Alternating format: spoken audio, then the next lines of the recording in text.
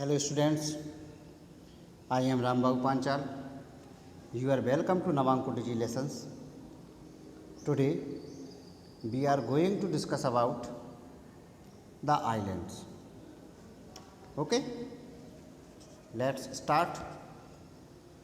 तो physical divisions में की इस श्रृंखला में हम इंडिया के लगभग 5 फिजिकल डिवीजन्स पर ऑलरेडी डिस्कस कर चुके हैं, है ना। हमारा लास्ट जो टॉपिक है चैप्टर नंबर 2 का वो है the Indian islands. Okay, the islands, you have already seen that India was a vast mainlands.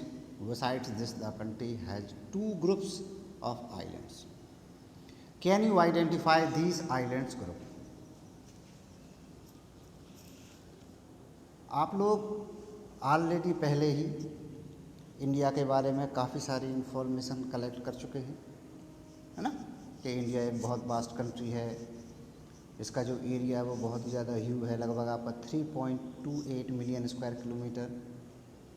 उसमें बहुत सारे फिजिकल फीचर्स हैं और उन फिजिकल फीचर्स में हमारे इंडिया में 2 आइलैंड्स के ग्रुप्स भी हैं।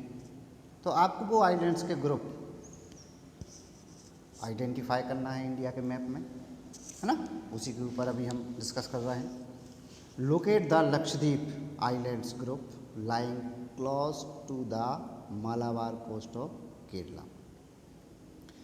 यदि हम इंडिया की लोकेशन देखें या इसके मैप को देखें तो ये हमारा इंडिया का मैप है। ये आपका bay of Bengal and west side में ये आपका अरेबियन सी, है ना। तो अरेबियन सी में आपके जो डॉट बने हुए हैं ये आपके आइलैंड्स हैं। इट इज़ कॉल्ड लक्षद्वीप, है ना। और ये जो बे ऑफ बंगाल में ये आइलैंड्स का एक ग्रुप है, ये अंडमान एंड निकोबार आइलैंड्स कहलाता है। यदि हम जनरल इसमें डिफरेंट करें तो लक्षद्वीप आपके इंडिया के अरेबियन सी में वेस्ट साइड में सिचुएटेड है। ये जो आपका कोस्टल रीजन है या ये आपका जो एरिया है ये मालाबार कोस्ट कहलाता है। यहाँ पर केरला स्टेट की पोजीशन है, तो ये इसके नियर है। ओके, बे ऑफ बंगाल में आपके अंडमान निकोबार आइलैंड्स हैं। इनका नंबर लक्षद्वीप से यदि हम कंपेयर करें तो ये ज़्यादा ह्यूज हैं आपके, है ना, और लक्षद्वीप वाले काफ़ी स्मॉल हैं। इनका स्क्वायर में यदि हम इनका एरिया मेजर करें तो वो लगभग 32 स्क्वायर किलोमीटर और इनका लगभग आपका 5285 के समथिंग इनका एरिया मेजर किया जाता है ना। तो फिलहाल में अभी हमें लक्षद्वीप की लोकेशन देखना है। तो लक्षद्वीप आपके केरला के मालाबार कोस्ट के नियर में है। Locate the Lakshadweep islands group lying close to the Malabar coast of Kerala. This groups of island is composed of small coral islands. ये स्मॉल कोरल आइलैंड्स हैं, मतलब प्रवाल भित्ति हैं, है ना। अब प्रवाल क्या होता है, कोरल क्या होता है? Earlier they have no as Lakshadweep, Minicoy and Amindivi. तो इनको पहले मतलब कब से, इन 1973 के पहले इनका एक ग्रुप नहीं था। 1973 के बाद इनको लक्षद्वीप एक कंबाइंड नेम दे दिया गया, लेकिन उसके पहले ये पर्टिकुलर सेपरेट आइलैंड्स हुआ करते थे, जैसे मेनली आपका लक्षद्वीप, मिनिकॉय एंड अमीनद्वीप के नाम से इनको हम लोग आइडेंटिफाई करते थे, है ना। तो in 1973 these were named as Lakshadweep. It covered a small area of 32 square kilometer. Kavaratti island of the administrative headquarters of Lakshadweep. तो इनकी जो राजधानी है, इनका एडमिनिस्ट्रेटिव जो हेडक्वार्टर्स है वो आपका कावरत्ती है। This islands group has great diversity of flora and fauna.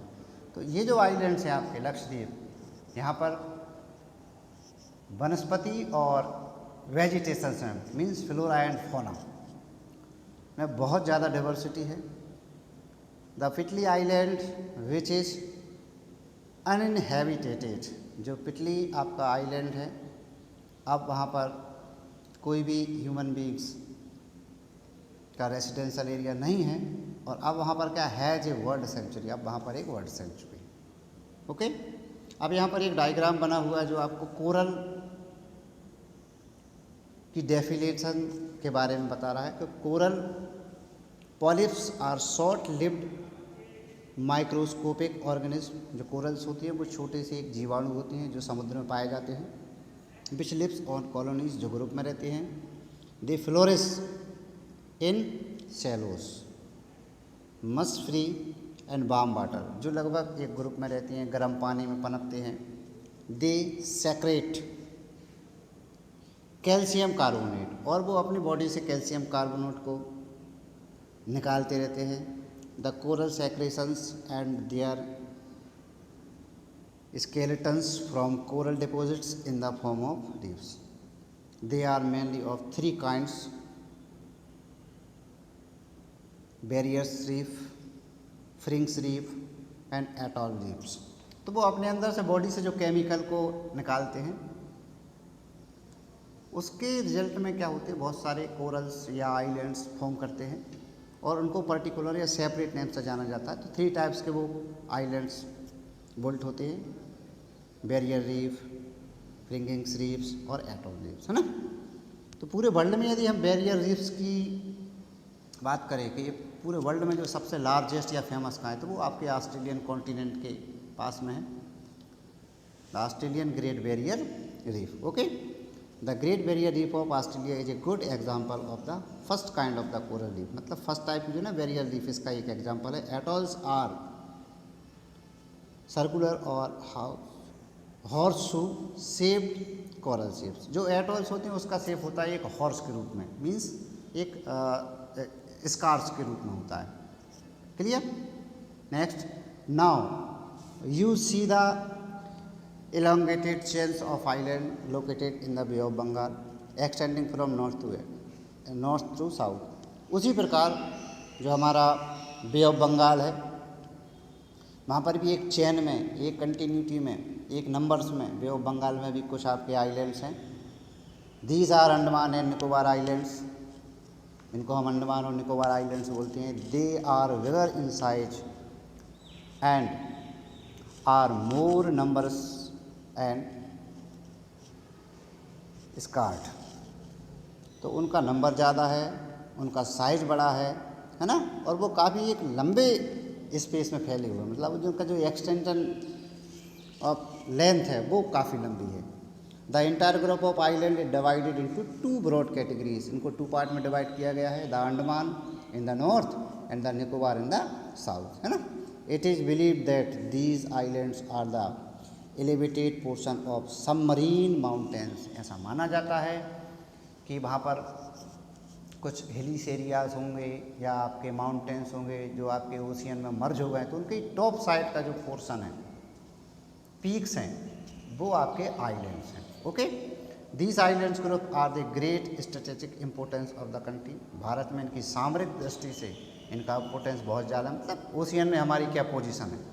There is great diversity of flora and fauna in this group of islands too, और यहाँ पर भी फ्लोरा और फोना की बहुत ज़्यादा डाइवर्सिटी देखने को मिलती है। These islands lie close to equator and experience equatorial climate and has thick forest cover. तो यहाँ पर जो इनकी पोजीशन है वो लाइन ऑफ इक्वेटर के बिल्कुल काफ़ी नियर है, और यहाँ की जो क्लाइमेट है वो भी लगभग उसी टाइप की है, इक्वेटोरियल क्लाइमेट यहाँ पर पाई जाती है, और यहाँ पर बहुत ज़्यादा आपके फॉरेस्ट एरिया भी यहाँ पर लगभग इसको कवर कर रहा है ना। फिर एक ब्लॉग बनाए, do you know India only active volcano is found on Warren islands in Andaman and Nicobar groups of islands. यदि इंडिया में हम एक्टिव वोल्केनो की बात करें तो वो ओनली और एंड ओनली वो आपका अंडमान निकोबार में बैरन जो आइलैंड है वहाँ पर है। ओके, इसके बाद लगभग हमारे पूरे 6 टाइप के जो फीचर्स हैं वो हो गए। आप कंबाइन सभी के ऊपर में एक नोट है, ये detailed account of the different physiographic units